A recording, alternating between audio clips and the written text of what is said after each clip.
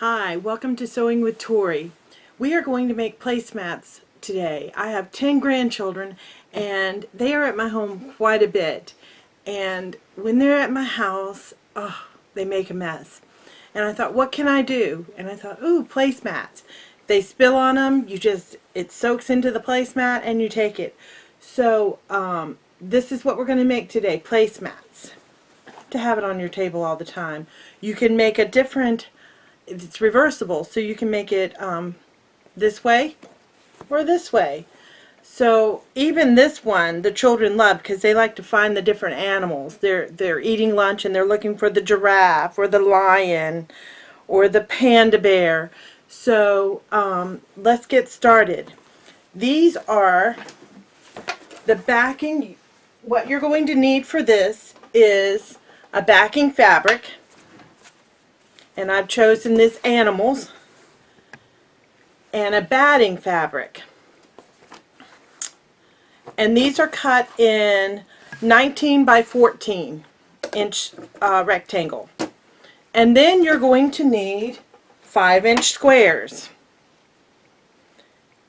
And in total you're going to need 12 of them because we're going to sew them together. Let me see. Make sure that if you have a directional print that it's facing the correct way. So I have this one started. I've sewn this first row together. As you can see, it's a little shorter because it's been sewed together.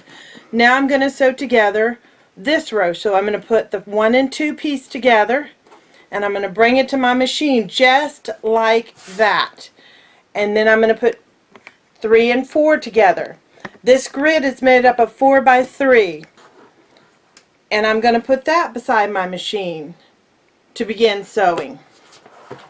Now, alright, now I did a chain stitch because I really like chain stitch. So now you have the 2 pieces. And now we're going to sew those together.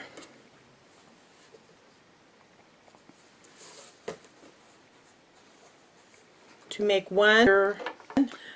So now I've got all 3 rows done and we're going to press. Now when we press this, we're going to press in opposite directions. So this row going this way and this row going that way. Now what's going to happen is when you, let's turn them back front ways. Oops, make sure that your directional fabric is facing down when you turn them.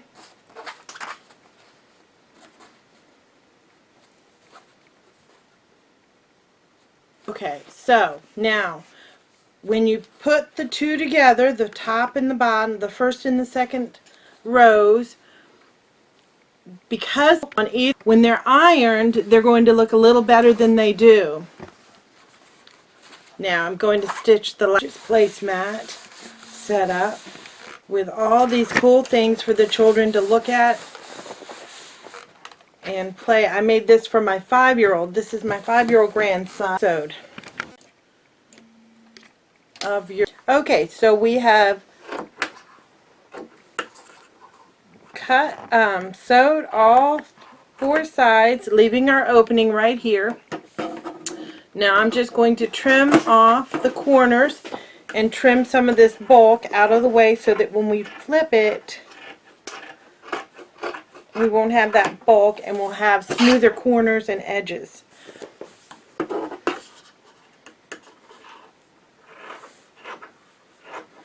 I like to cut some of this batting away, these things right side out. And it is very inexpensive. I don't know why I waited so long. It's pointed and beveled down on this side for your corners, and then this side is rounded for rounded corners that you can get in and just push it in like this. So you're just going to take it in and push out that corner until it comes out nice and sharp. See how sharp that corner is? Now I'm going to do, because we're going to sew this all around. See the difference between the press side and the non-press side? That's why you want to press it. Makes your work look more professional. Now, when you get to this piece where you have, I'm going to cut just a little bit more of this batting away because it just makes it turn better. And don't worry about that because we're going to do a quilting on it so the batting will not move. So you're just going to fold this in basically where your stitch line was for your when you were sewing the piece, and press it.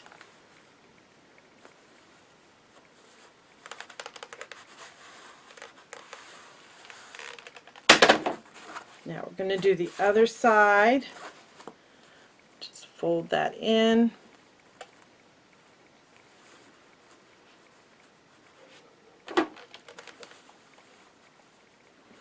And we're going to keep our 1/4 inch foot on because that's going to give us a beautiful straight edge and a straight line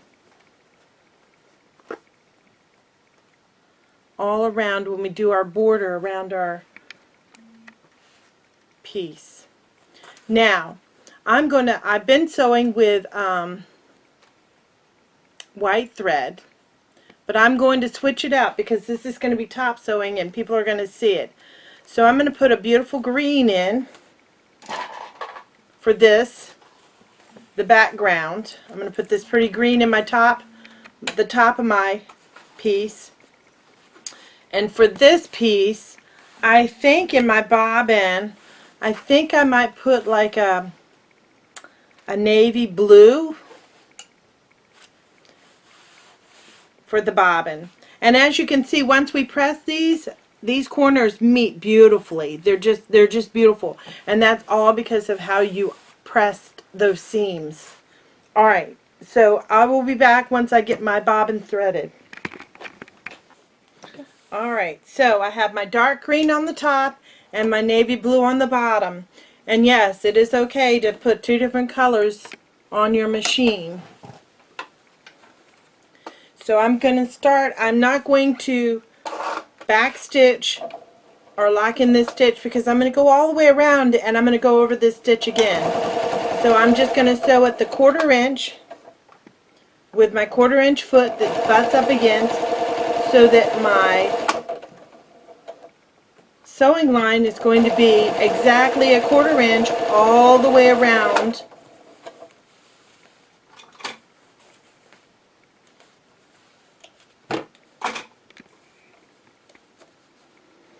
my placemat. Taking careful right here where I have my opening to get that perfect. Now when I get to a corner, I'm going to have a needle down and let's pivot around and continue sewing.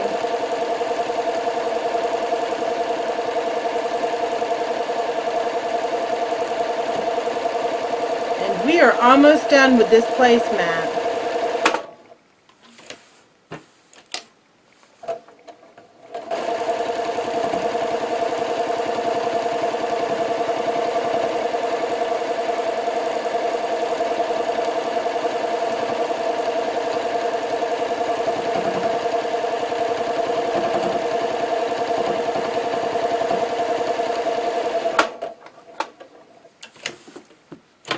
If you have the needle down, you can just pivot around the corner.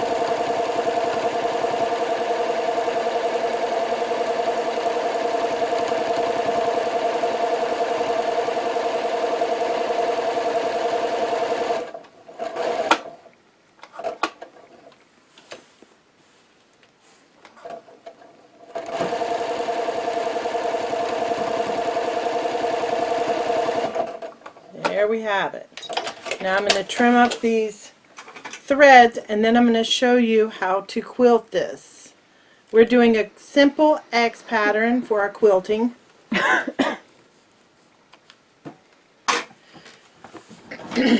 So I'm going to take my ruler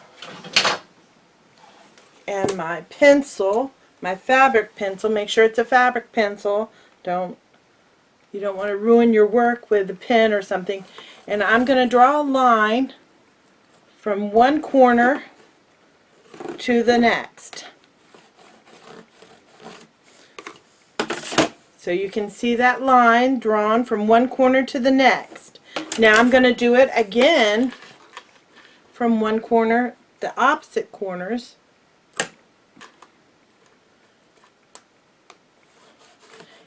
And the reason you're doing this is to keep your batting in place underneath as you wash it, because these are going to be washed a lot. Now, we're going to need to put our walking foot on. This is my walking foot that goes with my machine. Most machines either come with a walking foot or you can purchase a walking foot.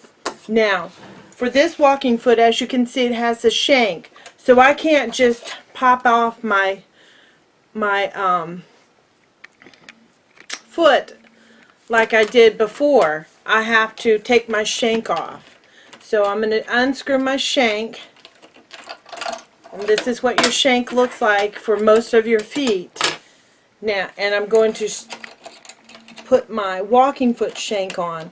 Usually with the walking foot, you have to do this. Most walking foots do not just clip on. And without the walking foot, if you just had a regular foot and you had 3 layers of fabric, the top piece of fabric would be sitting here and the bottom piece would just be going, and the top piece wouldn't meet, and then you would end up with layers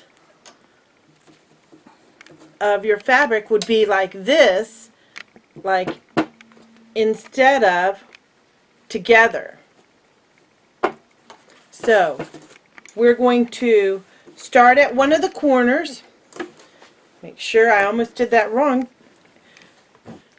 Okay, so you're going to start at one of the corners and you're going to backstitch just to lock your stitch in. And then you're going to let it go. You do not have to hold, because the walking foot keeps the fabric going. As you can see, I'm not holding, I'm just making sure I'm on my line.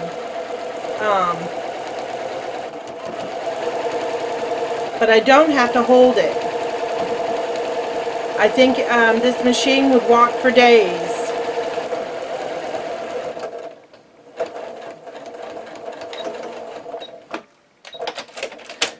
Now we're going to do the same thing on the other side.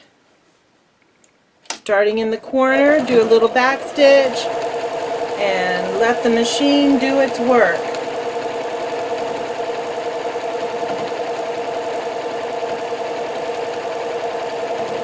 And then you have one placemat down.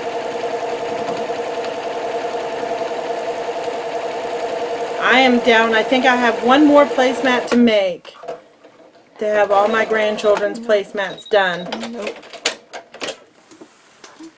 So here you have it, and you can see there's a nice beautiful X. That's just going to keep all of them sandwiched as you wash it. And then I accidentally, well, I'm not going to say that. So, nice way to make a placemat. Fast, easy for your grandchildren. I hope you like this tutorial. If you like, please subscribe. And like and subscribe. Please like and subscribe to my channel, Sewing with Tori. And thank you for watching.